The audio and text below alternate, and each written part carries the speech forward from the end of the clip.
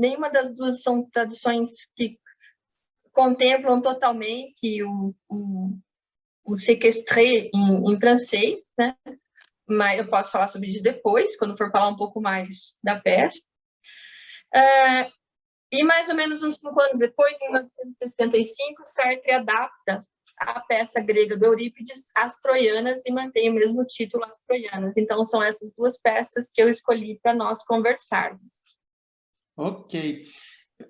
Sobre essa primeira, você pode falar um pouquinho sobre contextualizá-la, né? A história, o contexto, a origem. Você pode falar um pouquinho sobre essa contextualização? Posso, maravilha. Tem um detalhe interessante, que uma peça anterior a essas duas que eu gostaria de falar aqui, chamada Nekrasov, de 54, ela não foi muito bem compreendida, nem pelo público e nem pelos críticos. Então, por essa polêmica gerada pela má compreensão das intenções do Sartre ao escrevê-la, ele diz publicamente que não tem mais nada para falar à classe burguesa, à classe média, e se absterá de fazer teatro. Só que aconteceu alguma coisa, então, entre 1954, o momento dessa polêmica com a peça mal compreendida Nekrasov, e a vontade, em 1960, em retornar ao teatro com a peça Os Sequestrados de Outono. O que aconteceu nesse meio tempo é muito simples.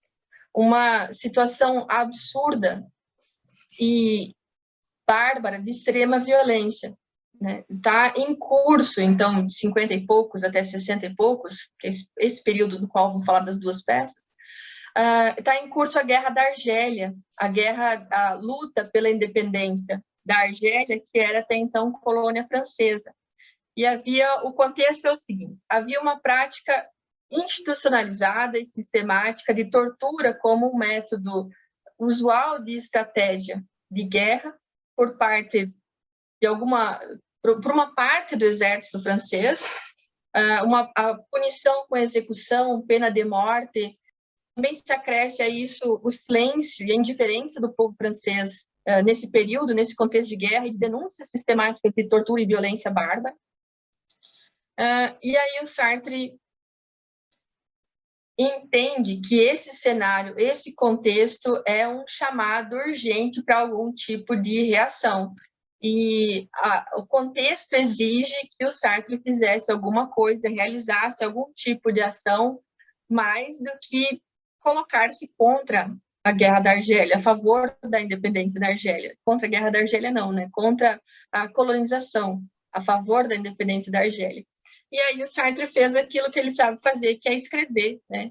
E como você mesmo disse, e como eu também já disse em outra entrevista, o teatro é esse momento ecumênico de convergência entre a situação cotidiana, a situação política, a condição humana, plateia e dramaturgo, né? Então, o modo que o Sartre encontra para fazer desvelar as questões da sua época é via literatura, é via teatro, sobretudo. De todo um século, né?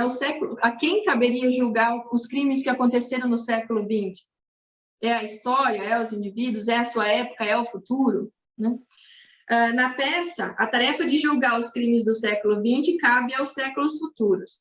Mas, se foi justamente a história, como pretende o pai, que levou o Franz a se tornar um torturador, quem vai julgar a história, né? A história é feita pelos homens, os homens são feitos pela história, como é que essa relação acontece? Então, a intenção do Sartre, quando escreve essa peça, uma delas, é levar o espectador a se relembrar e a se sentir novamente como um francês sob ocupação, só que agora de uma forma invertida, porque o francês é o invasor na Argélia, né? Então, esse sentimento de estar sob ocupação, como o francês já conheceu durante a Segunda Guerra Mundial, a plateia que assiste nos anos 60 conhece muito bem esse sentimento. Quem o sente nesse momento histórico é o povo argelino, e o cidadão francês, por sua vez, é quem está impondo-se de uma maneira cruel em outro país. A intenção do Sartre é fazer com que o público se sinta sob ocupação para que se coloque no lugar dos argelinos e entenda a necessidade e a vontade da revolução, da independência da Argélia, né? Fazer com que a plateia veja na barbárie cometida por Franz a barbárie que os franceses fazem na Argélia. Então, essa estratégia é a intenção do Sartre, né? Desmistificar o mito do herói militaresco, que está sendo reatualizado nessa situação, nesse cenário de conflito com a Argélia.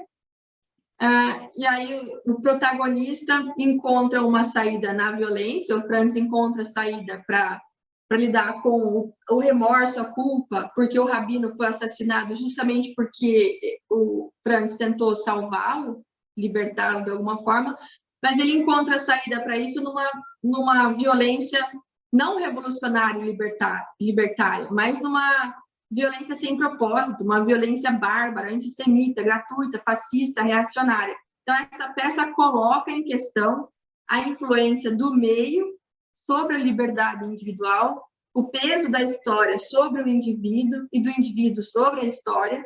Então, é necessário lembrar que a peça se chama Os Sequestrados, e foi traduzida como condenado, né? Um condenado, para alguém ser condenado a alguma coisa e ser encarcerado por isso, ele precisa ter sido primeiro um sujeito livre, né? Então, essa relação, essa reflexão sobre a liberdade em relação ao peso das nossas escolhas, das nossas ações, como ela se dá, né? Então, esse é o contexto da peça.